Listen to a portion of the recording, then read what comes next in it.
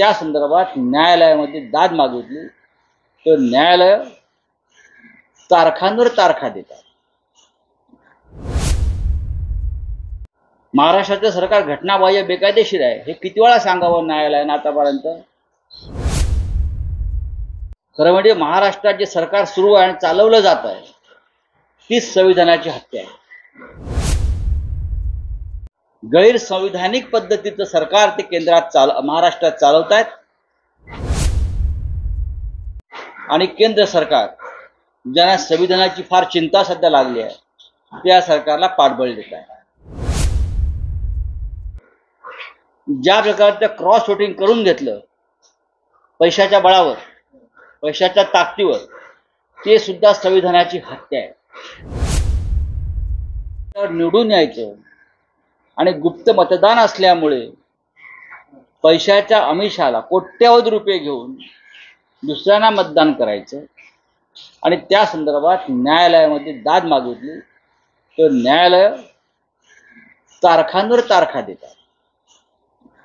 महाराष्ट्राचं सरकार घटनाबाह्य बेकायदेशीर आहे हे किती वेळा सांगावं न्यायालयानं आतापर्यंत.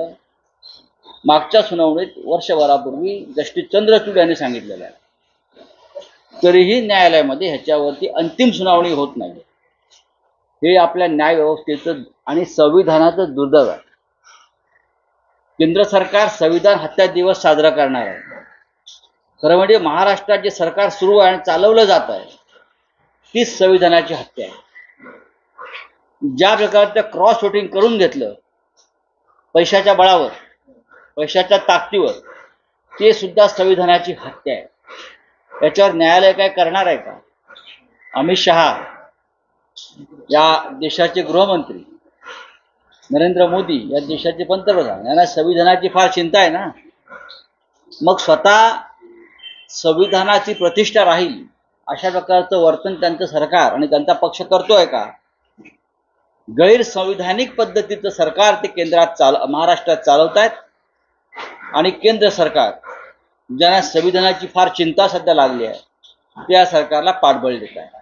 या राज्याचं दुर्दैव आहे. काँग्रेस पक्षानं कारवाई करायचं ठरवलं असेल ते त्यांचं स्वागत आहे. पण आम्ही स्वतः आमच्या साधारण 40 आमदारांच्या विरुद्ध, राष्ट्रवादी काँग्रेस पक्ष त्यांच्या 40 आमदारांच्या विरुद्ध, बरं का, की संविधानानुसार आम्हाला न्याय पाहिजे.